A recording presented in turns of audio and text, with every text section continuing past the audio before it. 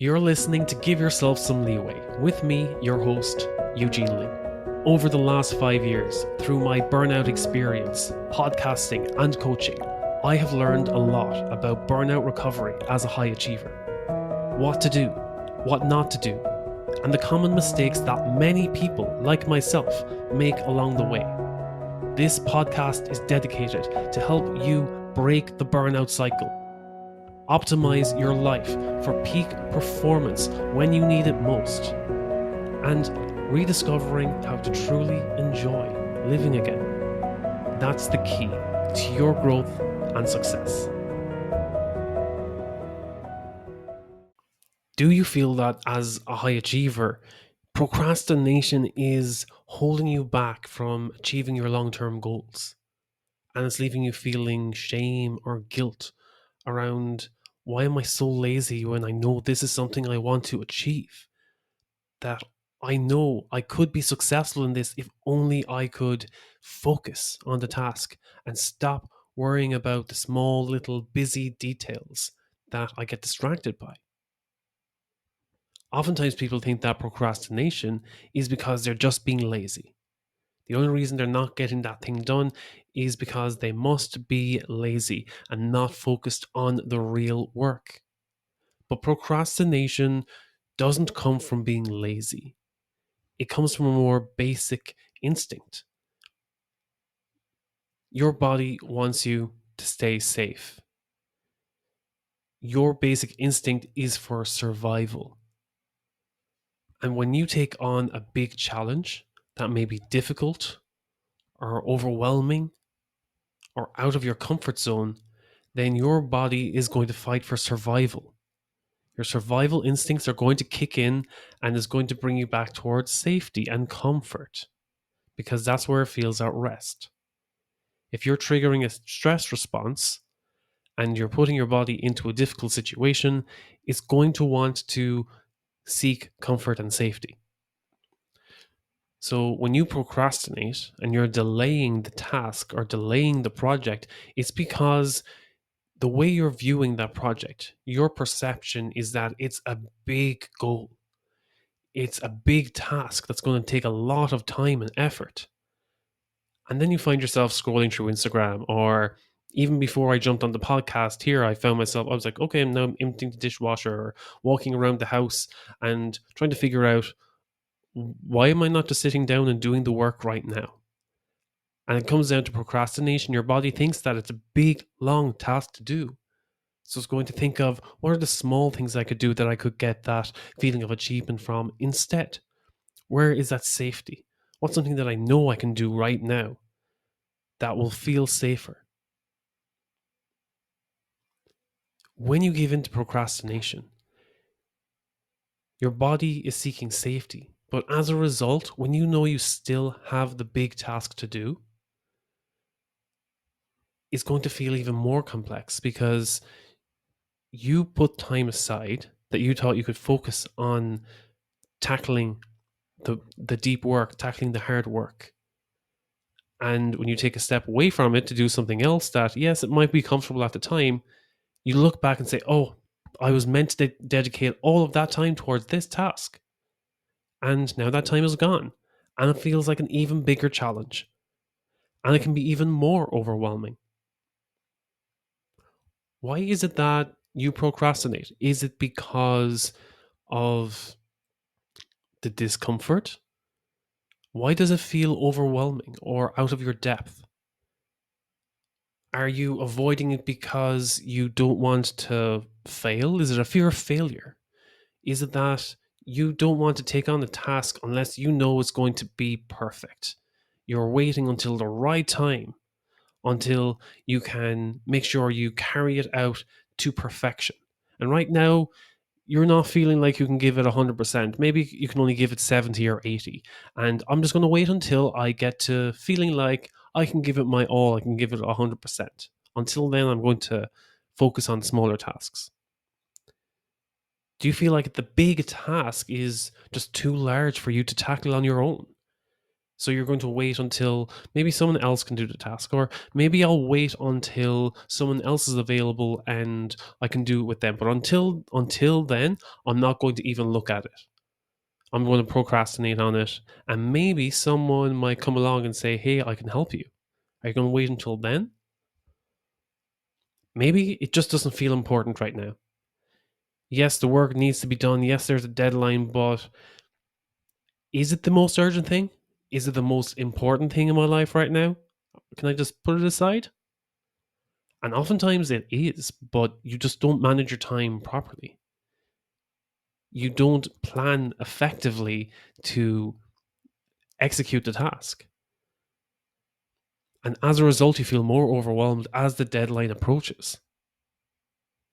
These are reasons why people procrastinate. They make a situation seem out of their depth, uncomfortable, and that they're not in a position to carry it out effectively. So it's easier to focus on the small things that they are confident in doing instead, like scrolling through Instagram or recategorizing their emails, or as I just did, emptying the dishwasher. That's something I can confidently do. Is it effective in getting the work done? No. And if you don't come from a place of self compassion, where you acknowledge that you procrastinate, yes, the work still needs to be done, but I'm not going to guilt myself for procrastinating. I'm going to be aware of it. I'm going to realize why I procrastinated and take steps to stop procrastinating. So, what steps can you take to stop procrastinating? Think about it as a large goal, an audacious goal that you cannot reach. And that's why you feel overwhelmed. Maybe that's why you keep procrastinating on it. What helps is breaking down the task into smaller steps. So rather than seeing it as, I need to sit down and record a 2 hour webinar, or I need to sit down and write a 200 slide presentation, break it into smaller steps. I need to sit down and write out a draft of 10 slides. I need to write out a table of contents. That's all I need to do. Write out a table of contents of what I want to talk about. I want to write out a first draft of an introduction and maybe some bullet points for a body of text. Make it smaller steps, and when you complete one, that's a win. You can move on to the next task, or take a break. Another technique that I like to use when I'm at work is the Pomodoro technique. And that involves working for 25 minutes on the task and then taking a 5 minute break. Taking a break away from the screen, going for a little walk, maybe refilling my water bottle, and then coming back, taking a deep breath, and focusing again for another 25 minutes. And after about 3 or 4 rounds of these 25 minutes, so 25 minutes plus 5 minutes break, by 4 hours, that's about 2 hours. Then I take maybe a 15-minute break to really take a longer break to break my focus away from that task and maybe switch to another activity, just so that I don't find myself looking for smaller busy techniques or busy tasks to do in between. It really helps you to focus and not get overwhelmed by the task at hand. And if you're coming up to a deadline, and it can be very difficult when you're faced with a deadline not to put every waking moment into completing that deadline. It's not coming from a place of full 100% focus, and it can be very difficult to concentrate on that. I know I can't concentrate on something for hours on end if I don't take breaks to rest and recharge and refocus, so that I can really concentrate on the work that needs to be done. You cannot do deep work if you cannot concentrate. So that's why I prioritize, if I really want to focus on getting this thing done in the next 2 hours, then these 5-minute breaks every 30 minutes are going to be crucial so that I can perform at my best. Another thing is setting a realistic goal for how you want to complete something. If you leave it completely ambiguous or vague about how you want to achieve a goal, oh, I want this project done soon. I want this project done by the end of the month. And next thing, you leave it until it becomes more apparent that, okay, now the whole project, all elements of it have to be done in the next 30 days. And that feels huge and audacious because your mind isn't logically thinking about what elements do I need to complete and by when. And if you think that you need to complete everything by the end, by the last day, then that might be too much for your mind to handle, and you're going to be overwhelmed and procrastinate. It's your survival mechanism. But if you break it down into clear, realistic steps, okay, I can break it down into A, B, C, D, E, F, G. I need A and B finished by week 1. I need C and D finished by week 2. And then by the time week 4 or 5 comes, you can be like, okay, I have all of these parts. I just need to combine them together and review it before the deadline on week 4 or 5. So making it into small, clear, realistic parts and using the Pomodoro technique or something similar, using a time blocking technique to break up your time and make it more manageable helps to get you focused and stop procrastinating. Another thing is, if you feel you need to be perfectionist, that you can't take any action unless it's perfect action. Oftentimes, this is going to hold you back from taking any action at all. This is where the self-compassion comes in. Rather than seeking perfection, seek excellence, completeness, seek good enough. I am already good enough. I do not need to have perfectionist work in order to complete this. What is good enough for me to progress forward? How much work can I do to effectively finish this project? When is the most effective time for me to get started working on this project? And oftentimes, the most effective time for you to start working on something until it's good enough is now. You can get started now and make progress, not working towards an unrealistic goal of perfection. If you feel you need to wait until the perfect moment, 9 times out of 10, you're going to want to procrastinate that. If you're not feeling confident in yourself, not feeling motivated, you don't have that spark that's telling you, yes, you can be perfect right now. Take a step back and have that moment of self-compassion. It doesn't need to be perfect. It just needs to be done. It just needs to be completed. It needs to be good enough in order to progress forward. And yes, if there are mistakes, they can be corrected later. We learn from those mistakes. If everything was perfect, we would learn from nothing. It's not from our successes that we learn, it's from our failures that we learn to move forward. Another thing is, the reason that we go into procrastination is because we're seeking safety and comfort. But if the task itself is enjoyable in some way, if we can give the task or give the goal a positive narrative or an exciting narrative that makes the task more enjoyable, maybe we're listening to our favorite music, or maybe we can split the task into more enjoyable parts. And it's like, okay, I really enjoy writing, or I really enjoy the creative part of this task. And I can give so much attention to that, and then it might make the rest of it seem easier. Or I can break it into small blocks and give myself a reward, a small reward for every task or block that I complete, making it enjoyable in those small ways. It does not have to be large and outlandish.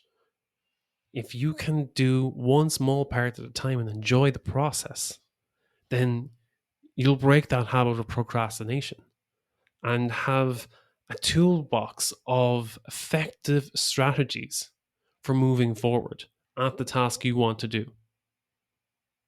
Does that make sense? I really hope it makes sense to you. So rather than procrastinating all the time because you're seeking safety and seeking comfort in a situation, a large, audacious goal that is making you feel overwhelmed and uncomfortable, if you can break that task down into small parts, if you can create realistic and clear goals so that you can understand what needs to be done, that it doesn't seem beyond your ability, that you're not seeking safety all the time. And if you give yourself time to breathe, time to rest, relax, reevaluate, and then fully focus on the work again, that's how you can overcome procrastination. It's not going to happen without making an effort. It will take some time. And if you do find yourself procrastinating, then rather than berating yourself or putting yourself down or shaming yourself for procrastinating, acknowledge it. Be mindful of your procrastination. Okay, I've just realized that I've spent the last 10 minutes scrolling through Facebook. Why is that? What am I procrastinating from? What's a task I should be doing? And why am I not focused on that? What could I do instead? What would be a more productive way for me to use my time that I wouldn't feel shame around? Do I feel like this task is above my head? Who can I ask for help and support so that I can move forward in this task? These are the questions that we need to be vulnerable with ourselves and with others around in order for us to progress forward. What is the narrative that you tell yourself when you start procrastinating? Do you shame yourself? Do you feel guilty that you wasted so much time doom scrolling or binging Netflix when you should have been doing the real deep important work and now you feel behind? Or do you acknowledge that there must be a reason why I find myself procrastinating this task?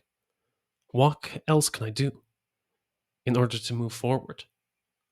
What would be a more effective way for me to use my time? And if I find myself procrastinating, is it because I'm not taking enough breaks? Is it because I find it hard to focus? Sometimes it even comes down to your nutrition. If you've spent the last 8 hours and you haven't been drinking enough water, then your mind is not going to be thinking clearly. If you're not eating nutritious food, then you're not going to have the energy in order to function. So, of course, your mind is going to be cloudy if you're not rehydrating, refueling your body in order for it to operate.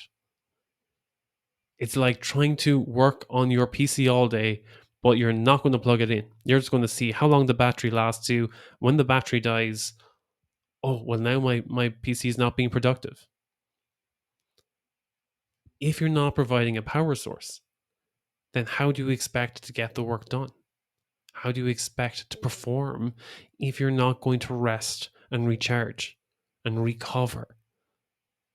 If you don't allow for that time for yourself first, then you won't be able to serve others. You won't be able to be productive unless you take care of yourself first.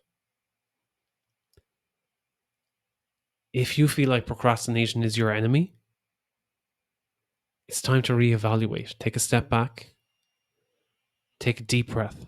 It's time to give yourself some leeway. Why are you procrastinating? How do you talk to yourself if you find yourself procrastinating? What is that narrative? And what's the best step forward you can take right now in order to overcome this procrastination? If you're feeling overwhelmed, exhausted, stuck in a rut, or running in circles all the time, trust me, I've been there too. The pursuit for peak performance, especially as a high achiever, is not about pushing harder all the time. It's about learning to work smarter, find balance, and reignite that spark that got you started in the first place. That's why I developed the Burnout Recovery Blueprint. Join me for 12 weeks to overcome your burnout. Let's break the burnout cycle and restore your vitality.